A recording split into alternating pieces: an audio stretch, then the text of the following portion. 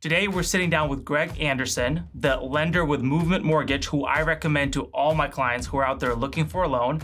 And you're in for a special treat because if you're curious about what's going on with interest rates in today's market, we're gonna do a deep dive about where the rates are today, where are they heading, what challenges are the buyers face, and the list goes on. So if you're curious about today's mortgage rates, you wanna make sure you watch the whole video, and please do like and subscribe to the channel. It helps me get the message out to more people. So let's get right into it. Clearly, everyone's talking about interest rates. Anyone who's paying attention to the real estate market in general understand how big of an impact interest rates, or just in general, what's going on today. So can you give everyone an update who's not been paying attention? Where are the rates today? How do they compare today to what they were over the last few years when we had a bunch of stimulus in the market? And then where do you think, I know we don't have a crystal ball, but there's lots of rumors that next year's an election year and usually rates tend to come down. So in your opinion, where do you see rates heading in the next 12 to 18 months? So first of all, right now, rates are just a touch over 7% on a 30-year fixed mortgage. Now, that is different depending on different programs and all those things. So this is just a ballpark. Right. But next year, before the presidential election, I do feel like the Fed is going to start lowering their overnight rate, which, you know, we're at 15-year highs on the 30-year fixed mortgage. We're at 22-year highs on the Fed rate. Wow. So as they start lowering that Fed rate, the market is going to see that trajectory, and they will start, you know, jumping in and buying more mortgage-backed securities, which will push rates down as we head into the election. So it's anyone's guess, but I would guess we're probably going to be somewhere around the 5.5 range before the presidential election next year. So, and as they come down, and if your projection lives out to be true, what impact will that have on people's buying power? And I guess what I'm asking is today, I've been telling folks if they're in a position to buy today, and if they find a great home that fits their needs, that they should buy. And the reason is because I think even though the rates are high, they will come down and they'll have options to refinance, other things we'll talk about. But I personally think that unless some catastrophe happens, real estate is probably going to get only more and more expensive down the road. Yeah. So do you agree with that? Or what do you think, if and when the rates come down, what impact will that have on people out there in the market, both buyers and sellers? Yeah, so I agree with that 100%. So a good rule of thumb is for 1% increase or decrease in interest rate, it affects your buying power by 10%. So if rates go from 7 to 6, let's say, then your buying power goes up by 10%. Oh, wow. So what we see here in the Puget Sound area is because, you know, it is an expensive area to live. When people get 10% buying power, we generally see that translate directly into the prices. So when you're talking about now, you know, wow, Darius, you're crazy because you're telling me that it's 7% and now's a great time to buy. The reality is that if you wait until rates are 6%, there's a lot of people that are either forcibly or choosing to be on the sidelines because of the rates and the payments. And so you wait and you're going to be in multiple offers with other people, and now you're going to have to escalate. So there's a really good chance that say $1 million home ends up being 1.1. Right. And so you really have lost the benefit of the lower interest rate if you pay another $100,000 for the house. Right. Yeah. So then another thing that as soon as the rates, and you would know better than anybody, when the rates started going up pretty drastically, a bunch of 3-to-1 buydowns and 2-1 buydowns, and there's different loan programs that people were talking about and offering in order to combat high interest rates and to make housing more affordable. So what is your, I guess specifically to the buydowns, what is your opinion of them? What I've been telling people is that there's scenarios to where if you can negotiate and get the seller to pay for it, that is a very big advantage. But in terms of buying down the rate yourself to get a lower payment, can you just talk about what do you see out there? What programs or buydowns are people taking advantage of? When do they make sense? Yeah, so you have two kinds of buydowns. You have a permanent buydown and you have a temporary buydown. Okay. The permanent buydown is where you pay, say, a point up front and maybe your rate goes down maybe 0.25% or 0.5%. And a point being a percent just for people out there. Right, yeah. So 1 point equals 1% of your loan amount. So, you know, let's say you had a $500,000 loan, 1 point is $5,000, and maybe you save $50 on your payment. Well, if you do the math on that, that's 100-year or 100-month break even. So you're basically right around a little over 8 years to break even on that. If you subscribe to the theory that we all subscribe to right now and that rates are going to come down, then the permanent buy down would not be the best use of your money, because with a permanent buy down, once you spend that money to buy the rate down, that money is gone. Right? So the temporary buy down, those are a little different. Temporary buy down, you front load the savings into the first 1 to 3 years, right? So there's the 3-2-1, the 2-1, and the 1-0. And basically what that is in the 2-1 buy down, for instance, you save 2% the first year, 1% the second year, and you don't pay that going rate until the third year. Well, if you refinance those loans inside of that 2 years, if there's any money left over in the the money that it costs to do the 2-1 buy down, you get that back. So you can't lose in those scenarios. Now your point is, should we pay for that ourselves, or should we wait for the seller to pay it? So effectively, it's a savings account that you have that's being held by escrow. Right. That's really all it is. It's held by the bank, and so they just pull from it every month, whatever the difference is, right? So you could see if you were paying for that out of your pocket, you would probably want to keep that in your savings account or in your money market or whatever, and then pull out that difference every month yourself. Some people feel like they just need to see the number, right? They don't have the budget discipline to save that money over here and not spend it. So they still will pay for it, and that's totally fine. But the biggest bang for your buck is having the seller cover that. So when you talk about now being a good time to buy, if you can find a home that doesn't have multiple offers and you're the only offer, well, guess what? Now Darius can negotiate for you. So he can negotiate a lower price, or sometimes it's better to negotiate the seller to pay the closing costs rather than the lower price, because if you get, say, a $10,000 lower price, that's going to save you about $60 a month right now on your payment. If you take that $10,000 and do a 2-1 buy down, that could save you $500. It could save you almost, I've done somewhere it's $1,000 a month for the first year, right? So a way bigger impact to do that rather than go with a lower price. But, everybody's situation is different. Then the next question I would have is, because I see it all the time, we hear people talk about even the popular quote of date the rate and marry the house, right? And so the idea being that deal with the high rate if you find the right house and then refinance later. So there's lots to talk about it, but can you share with us what are the true either tangible costs or what options do people have if they do buy today at a 7% interest rate with anticipation or hope that it will come down to a lower rate within the next 12, 24 months, and then they plan to refinance? Because there's a cost to refinance, right? So what is that cost, and how does that affect the overall decision that people should be considering? Yeah, so that's one of the things that's the biggest myth in mortgage is people think that a refinance is super expensive. The reason they think that is because they typically are going to a lender that doesn't walk them through their options, right? So a lot of, especially the online lenders, they want you to call them. The only way you're going to call them is through advertising of some kind of really low rate.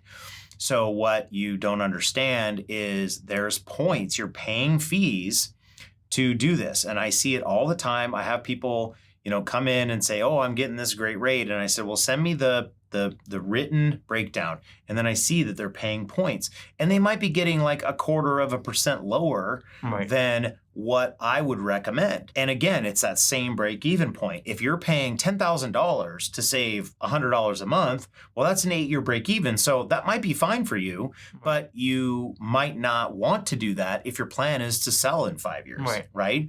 So those are the things that we do. Right now, we are also waiving all of the lender fees. For the refinance? So for anyone who comes in and buys a place from us right now, right, and does their mortgage with Movement Mortgage to purchase their home, when they come back to us to refinance, we're going to waive the lender fees. So now that cuts the fees really in half. If you're not paying any points to buy down the rate, the fees are about $3,000, let's say on average. So now if you take the lender fees out, out, which is about $1,500.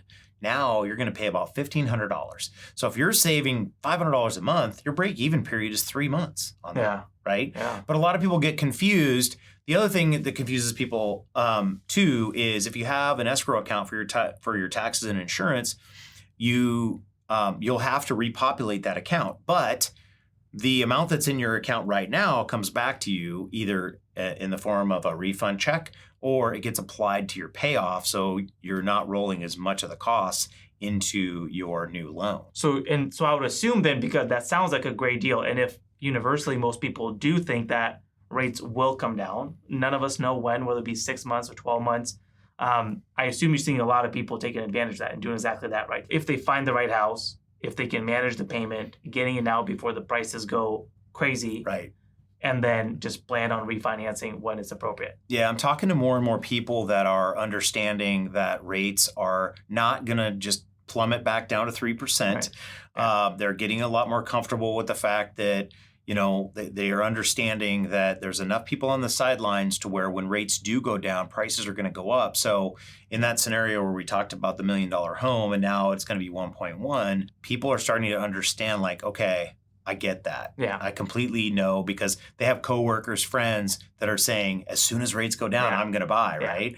And then they're going to be going after the same number of homes because we have a huge inventory shortage right now. Yeah. No, that makes a lot of sense. So one of the things you just mentioned there, Greg, is that I see all the time, especially when I have listings and the offers that come in to where a buyer these days, options to get a mortgage or to get a pre-approval letter out there are numerous, right? So anyone can go online on whatever website, answer some questions, and they'll spit out a pre-approvals. But can you explain to the folks out there kind of the different levels of pre-approvals and just filling out an application online versus actually sitting down, or not sitting down, but going through a more thorough application process where your employment gets verified, your assets are verified, all of that. And even though it's maybe a little more intensive up front, what are the advantages of going through that to protect themselves and also to put them in a better position to submit a strong offer when they find the right house? Yeah. So I feel like the digital mortgage, has really changed this for a lot of companies, right? So a lot of the online companies, I would say most of them, you fill out their application and you could say, I make $1 million a year and and I have $500,000 in the bank, and they're going to say, congratulations, you qualify for this mortgage, right? But they're not verifying anything. And they don't verify anything now. A lot of them won't verify until you're under contract. Well, that's great. It gets you a pre-approval letter the fastest, right? You can literally get a pre-approval letter in like 5 minutes. However, if you're in a market like ours here in the Puget Sound area and a lot of markets around the country, and there's multiple offers, you might be in a position where you have to waive some of your contingencies to even get your offer accepted. Well, if you know that your lender has not even verified any of your documentation, they have not fully underwritten your file, and now you're putting your $50,000 or $100,000 of earnest money on the line, and you're trusting that that lender has done their job, then you're really, going to be shaky on whether you want to waive that contingency, right? Which means you might not get that house. So I think I understand why they do that. There's actually a lot of credit unions and banks now that have decided that they are not going to send files to underwriting until they have a contract, right? And the reason for that is that a lot of people go to their bank or their credit union or they go online because they think, oh, pre-approval, it's all the same, right?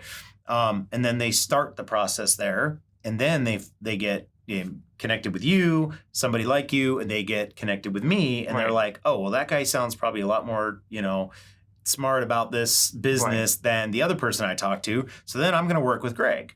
Well, then if you think about the other pre-approval they did at the bank or the credit union, well, now they're pulling all that work away from what those people did over there. So they're just saying, you know what, we can't combat that because we aren't hiring the top professionals in the industry. So rather than try to combat that, we just won't do a lot of work up front. because now we won't have a lot of money invested in that client. Right. So our process is we I call it the upside down pyramid or, a funnel. We do a lot of work up front. And we narrow it down until when they are ready to make an offer on a home, we know without a shadow of a doubt that they're going to qualify. We can waive contingencies. We know we can close fast. And we're setting you up to get a home under contract. Right. And that's where we are putting those resources out there because we want to help people get homes. Right. Yeah. And I can't, being a realtor, I can't emphasize that enough because quite often we get a buyer who just says, hey, I'm pre-approved, or I spoke with my bank, or they would just say I make this much money so I can afford it. But it really ultimately hurts them because if they don't take the time, and again, it's not a very extensive process. It's not that hard to even still submit all the documents that they would require to get that thorough pre-approval, because when you find the right house that you really want to go after, and if there's more interest, you will be at a significant disadvantage if you don't have a pre-approval from a reputable local lender. So I've seen time and time again, or even when I represent listings, sometimes we get offers, and if it's a 1-800 Loan Depot or whatever, some sort of and even a lot of people don't even like, or sellers don't even feel comfortable with pre-approvals from big banks like Chase or Bank of America. I've had good experiences at times, and I've had some miserable experiences just because it's a big bank, lots of bureaucracy. So it's a lot. In a competitive situation, your odds are going to be much, much better if you have your pre-approval process already handled ahead of time before writing that offer. So that's something that's important to emphasize. Another thing that I encounter quite often, Greg, is sometimes a buyer will come to me and they already will have a pre-approval in place. And again, maybe it's just through their big bank, and regardless of what it is, in many cases, I recommend they get a second opinion. More often than not, I get pushback and people are hesitant to get a pre-approval from more than one lender because the most common concern that I get from people is that they don't want to get their credit pulled again because they feel like it'll be a ding and it'll affect their credit score. So can you talk about that specifically? What impact does getting pre-approved have on your credit score or whatever else? And then would you encourage people to get more than one opinion, or what's your outlook on all that? Yeah, I think it's always important to get an opinion to make sure that, the rates, the fees, the service that you're getting is going to put you in the best position to get a home, right? The credit pull thing is interesting because a lot of the people I find that are the most worried about that have the highest credit scores, right? So a couple myths. One, people think that an inquiry on your credit, a hard pull on your credit, is going to lower your credit permanently. Not true. An inquiry will lower your credit for 120 days. At 120 days, that inquiry falls off. Your credit score is restored. Your credit score is going to go up and down every day, probably just based on your credit card usage. But a lot of people don't understand that. It's not a finite number. It's not fixed, right? The other thing is, if you have had your credit pulled inside of the last 30 days, you can have your credit pulled again by another lender for the same service. So whether that's a car, whether that's a mortgage, if you have your credit pulled by one bank, you can have it pulled again inside of 30 days, and it doesn't count against your score as two inquiries. It counts as one. Right? So when we pre-approve somebody, we tell them, hey, if you find a home within the first 4 months, we're not going to have to pull your credit again. But if we don't, then after 120 days, the first inquiry drops off. The second inquiry now takes place of that one. So it doesn't effectively hit your credit score twice. That's very good to know, Greg, because I can't tell you how, and you probably see it yourself, but I don't know, for whatever reason, there's such a common misconception that your credit score will be impacted. But that is not the case, as Greg just explained. And even more so, sometimes I get buyers who are so protective of their credit score that they don't even want to get pre-approved the first time. They'll just come to me, they want to start looking for a house, and they'll just tell me their income and they say, hey, I work for Amazon and here's how much I make, so I can definitely afford this house and I don't want my credit score affected. So I will get pre-approved once we find the house. And I want to help them, but I have very little patience for that because ultimately they're only hurting themselves. In our market, things move very quickly. So if you're not prepared and vetted and the right house may come along, you might fall in love with it. But if you haven't done all the things necessary to put you in the best position to get that house, you're only hurting yourself. Another thing that I often see, Greg, is there's lots of sellers out there, or who would be sellers, who maybe want to upsize, downsize, move to a different part of town, but they feel trapped, whether they have a great interest rate already, or maybe they don't have the assets or the liquid cash to get their home ready for market, whatever the situation may be. Right. So what are some of the common, programs, or what are people doing out there to be able to move into a different home if their lifestyle requires it? Maybe they have some clients my age, maybe they have a kid on their way and they're outgrowing their house, but they need the equity out of their existing home to be able to buy something else. Right. And as we know, the market is challenging, the inventory is low, and there's plenty of other buyers out there who are prepared, so they constantly get beat out because no one's going to consider a contingent offer. So what are you seeing, and what are some of the things that people could be thinking about, or some options they have if they want to be moving and need to sell, but how to make it all go smooth? Yeah. So I would say, number one, if you have a lot of equity in your property, whether you plan on selling now or in the future, or maybe you don't even plan on selling, if you have a lot of equity, you should get a home equity line of credit. Home equity line of credit is like a credit card against your house. Okay. The fees to get them are like almost nothing. And there's typically either no fee, or some places that's like $75 a year to keep it open if you don't use it. Okay. But you don't pay interest on the money that you're not borrowing, right? They're good for 10 years. No So I always tell, because I talk to people all the time that have like $500,000 in equity. Right. It's like, okay, well, you have no way of tapping that when the time comes. So if they had that ahead of time, then they already have access to those assets. Right. So if they met you and said, I want to make an offer on this house, they would already be ready. They'd have the down payment ready. All we have to do is get them pre-approved for the next house. Right. And they already have the down payment ready, right? So I think that's one of my tips for people out there that have a lot of equity in their home. Get a home equity line of credit. I don't do them personally, but I have some recommendations. Reach out to Darius and I can get you those names. Also, I think there's a lot of people that they don't think that they can qualify to buy another home, but it's because they don't understand. It's like, I'm not going to walk into Boeing and tell somebody how to build an airplane. Right? I don't think I know anything about building an airplane, but I know a little bit about mortgages. Right. So I'm finding a lot of people talking to me about, I don't have 20%. We don't need 20%. Right. You might only need 5%. Right. I'm going to have mortgage insurance. Okay, well, you're going to have mortgage insurance for like a couple of payments until you sell your home, and then you either pay off the loan that you just took out, or you do what's called a recast, where you put that money down, drop the mortgage insurance, and drop the payment to align with your new loan balance. Yeah. So there's just a lot of ways that people can do this. They just don't, and they don't want to reach out because they feel like they're going to be turned away. Right. Nobody likes to hear no. Right. But more people hear yes than no, believe it or not. Interesting. Yeah, that's also good to hear. So as we wrap up, thank you so much, first of all, Greg. This was very, very helpful. I even learned a lot.